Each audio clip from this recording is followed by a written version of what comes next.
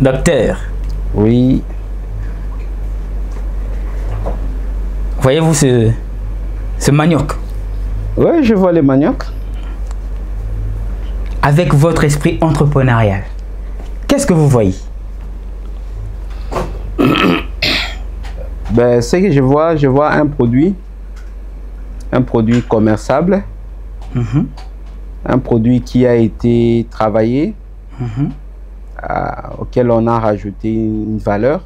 Je vois la chaîne D'accord. pour qu'on puisse arriver à ces produits. Plusieurs entreprises qui ont travaillé dessus. Nous avons d'une part les cultivateurs. Oui. Nous avons des scientifiques Oui. qui ont travaillé pour avoir une espèce des plantes, des boutures des maniocs appropriées qui peuvent produire des maniocs de bonne qualité. Nous avons donc des agronomes et consorts. Donc nous avons des cultivateurs qui ont cultivé, qui ont acheté, donc entrepreneurs dans une certaine mesure, qui ont travaillé dans les champs. Ils ont eu besoin des tracteurs, ils ont eu besoin des engrais, ils ont eu besoin de beaucoup d'outils pour cultiver. Et la patience en place, une année plus tard, ils ont soutiré les maniocs, les tubercules des maniocs.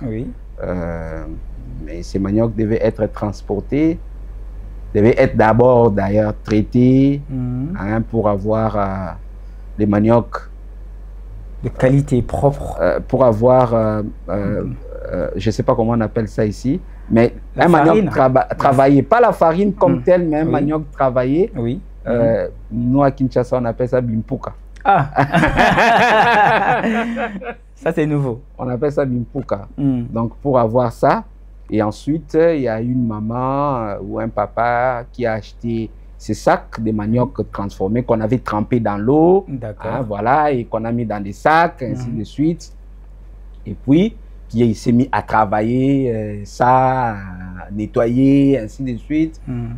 À bouillir ça, envelopper ça, mettre les fils, ainsi de suite, pour arriver ici. Donc, une chaîne de plusieurs activités qui, à la fin des comptes, a rajouté une certaine valeur. La valeur. Donc, si on doit remettre la quantité de ces maniocs, plutôt, à la situation initiale du manioc qu'on vient de tirer du sol, n'aura pas la même valeur. D'accord. N'aura pas la même valeur. Donc, il y a une valeur ajoutée qui a été rajoutée pour qu'on puisse obtenir ces produits. Et donc, c'est ça un peu l'entrepreneuriat. C'est de pouvoir prendre un produit dans un état A pour rajouter une certaine valeur et qui va ramener les mêmes produits à un état B et pouvoir les revendre à un autre prix et tirer sa marge bénéficiaire. D'accord. Ça peut être aussi des services intermédiaires comme tous ceux qui sont dans la transportation, tous ceux qui ramènent par exemple les emballages, ainsi de suite. Les gens peuvent se positionner à plusieurs niveaux pour faire les business. Donc les business, moi mon mentor Ricardo Kanyama, qui a écrit les livres La chèvre de ma mère, il dit que les business n'ont pas de limites. D'accord. Il n'y a pas de limites dans les business. Les business, c'est partout. Les business ne s'arrêtent jamais. Jamais. Oui, les business ne s'arrêtent. Il faut avoir l'œil. Un des autres, parce que je disais tout à l'heure que moi, j'achète beaucoup de formations. J'ai acheté la formation chez les Chipama Academy. C'est un grand patron. Il était le patron de la première banque de la RDC. D'accord. Equity BCDC Bank. Il a été le patron de Canal Plus en RDC. C'est un grand vendeur. Il a vendu beaucoup de choses. Il a travaillé dans beaucoup de pays à haut niveau. Et donc, comme il donnait des formations, il dit, voilà, c'est auprès de ce genre de personnes qu'il faut aller acheter pour prendre les savoirs qu'ils ont accumulés pendant plusieurs années. Et dans cette formation, il a dit, un businessman, c'est comme un félin. Il doit avoir l'œil. C'est comme un félin, il doit voir l'opportunité qui se présente, et les saisir. Parce que les opportunités, lorsqu'elles viennent, elles ne restent pas permanentes. D'accord. Ça vient et ça part. Je prends l'exemple. Covid-19 est arrivé. Oui. Covid-19, c'était un problème. Mais pour la personne qui avait l'œil entrepreneurial, ils ont trouvé des opportunités et beaucoup ont saisi ces opportunités et ils se sont fait de l'argent. Beaucoup d'argent. C'est ça un entrepreneur, un businessman. C'est-à-dire il faut avoir l'œil pour déceler des problèmes. Et quand il y a des problèmes urgents pour lesquels on a besoin de solutions et que vous êtes prêt à apporter la solution, vous faites de l'argent. Oui. On avait besoin du gel hydroalcoolique. Les gens qui étaient positionnés là, c'était bien. J'avais besoin des masques. Il y a des gens qui étaient précommandés les choses. Malgré qu'on était pendant la période de Covid, il y a des marchandises qui arrivaient. Justement. Vous comprenez? Des gens se sont positionnés dans les masques. Les gens, moi je suis au niveau de l'hôpital, on portait des surblouses. Il y a des gens qui se sont positionnés sur les surblouses. Et ils ont vendu et ils ont fait de l'argent. Il y avait des masques spéciaux, FFPD, que les professionnels de santé devaient utiliser, ainsi de suite. Donc beaucoup, je connais, je parle vraiment en connaissance des causes parce que j'avais des gens qui étaient proches de moi, qui se sont positionnés et ils ont fait beaucoup d'argent. C'est ça un entrepreneur, un businessman, il faut avoir l'œil, il faut sentir l'odeur que voilà, ça vient et puis la saisir correctement. Donc c'est ça, il faut bien regarder tout autour, voir les problèmes qui sont autour de vous et penser aux solutions. Raison pour laquelle moi par exemple, j'aime bien les mathématiques. Beaucoup de gens n'aiment pas les mathématiques, mais moi, j'aime les mathématiques. Vous savez, les mathématiques, l'avantage, c'est quoi? Les mathématiques vous donnent la capacité à résoudre des problèmes. La vie est une succession ininterrompue de problèmes. Je répète, la vie est une succession ininterrompue de problèmes. La vie, elle est facile lorsque vous êtes à mesure de résoudre chaque problème qui se présente devant vous. D'accord. Lorsque vous résolvez un problème, vous avez un sentiment de satisfaction. Vous êtes content, vous êtes heureux. D'accord. Mais lorsque vous avez un problème pour lequel vous n'êtes pas à mesure, vous êtes frustré, vous êtes déçu, vous n'êtes pas heureux. Donc, développer l'aptitude, la capacité à résoudre les problèmes va faire de vous une personne heureuse. Parce que chaque problème qui se présentera devant vous, vous serez à mesure de pouvoir résoudre ces problèmes.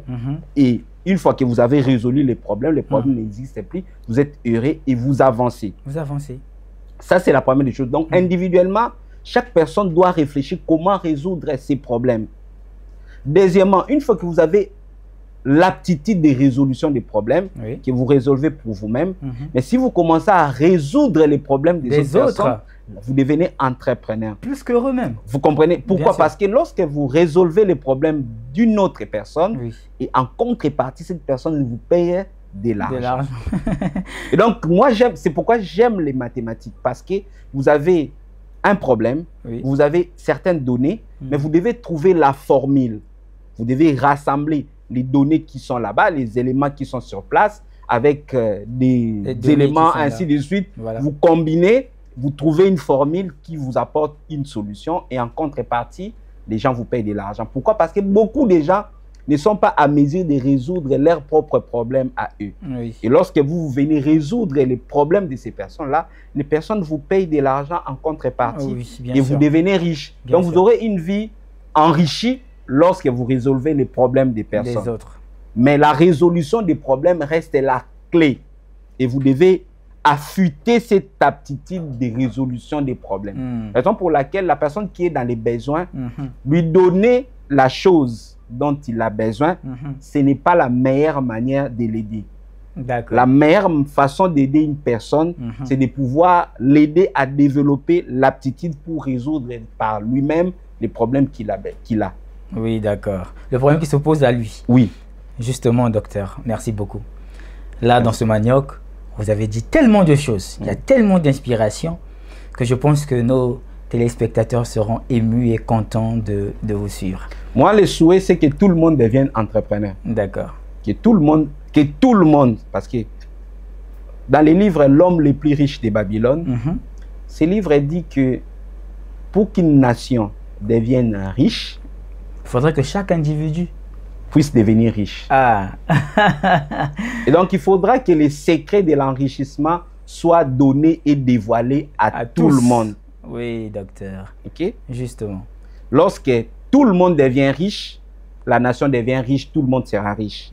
OK? Mais si vous avez autour de vous des gens qui sont pauvres, vous resterez vous aussi pauvres. Et la nation sera une nation pauvre. C'est pas possible. Donc, la première ressource d'une nation, c'est la ressource humaine. L'individu. L'individu. Il faut changer la mentalité de la pauvreté pour adopter la mentalité de la richesse. Et j'ai acheté une formation comme ça. Je disais, c'est mon mentor Ricardo Kanyama. OK? Il nous a accompagnés pendant la période de Covid-19. Donc, je suis ambassadeur de la mission La Chèvre. C'est le livre que je recommande pour tous ceux qui veulent changer la situation financière, sa finance personnelle.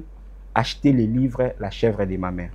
Pour des gens qui veulent se lancer dans l'entrepreneuriat, je leur recommande de pouvoir lire le livre Je suis Kunta de Ricardo Kanyama. Wow. OK? Ce livre, c'est un très bon livre de motivation qui vous donnera la motivation nécessaire pour pouvoir vous libérer de l'esclavage dans lequel vous vous trouvez. Pour aiguiser votre aptitude à gérer les problèmes des autres, quoi. Oui, parce qu'après, les problèmes, quand ça arrive, pouvaient être découragés, ainsi de suite. Il faut avoir de la motivation. C'est votre carburant qui fera en sorte que vous ne vous laissez pas. Parce que l'entrepreneuriat, c'est un chemin qui n'est pas aussi facile. Mais avant de pouvoir se lancer, il faut préparer son mindset. Être fort mentalement pour arriver à faire face aux différents problèmes que vous allez rencontrer dans votre parcours entrepreneurial.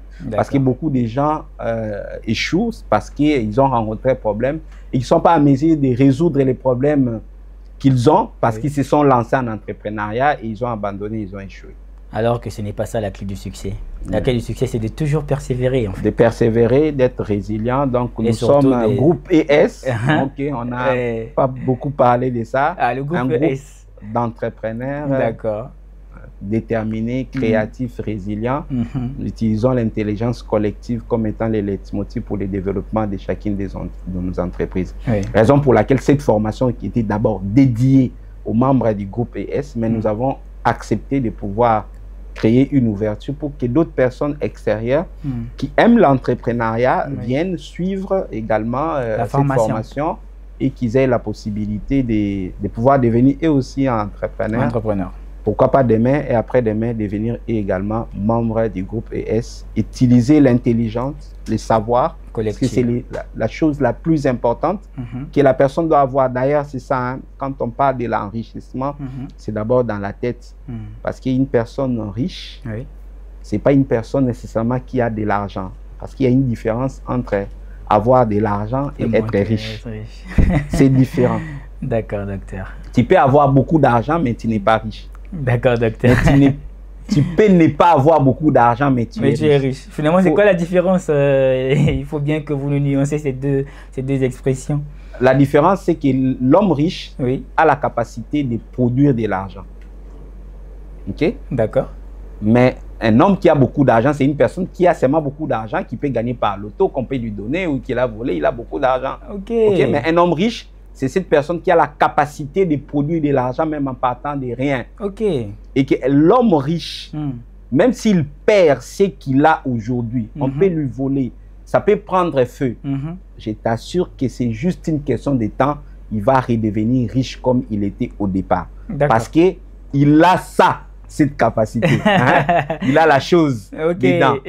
C'est cette intelligence-là financière qui, même s'il a tout perdu, il peut recommencer à zéro et redevenir riche. Mais un homme pauvre, qui est pauvre dans sa mentalité, même si on lui donne beaucoup d'argent aujourd'hui, il va tout perdre et redevenir pauvre. Donc l'enrichissement n'est pas une question de masse d'argent que vous avez, mais c'est plutôt une question de la mentalité financière que vous avez. Le mindset. Le mindset que vous avez. Donc. Merci beaucoup, docteur. Oh, c'était merveilleux. Bien, à présent, nous sommes arrivés à la fin de notre podcast. Mesdames et messieurs, je vais vous prier surtout d'être attentifs lorsque vous regarderez ce podcast. Je vous remercie, mesdames et messieurs. Merci à vous, docteur. Merci, Prince Bami.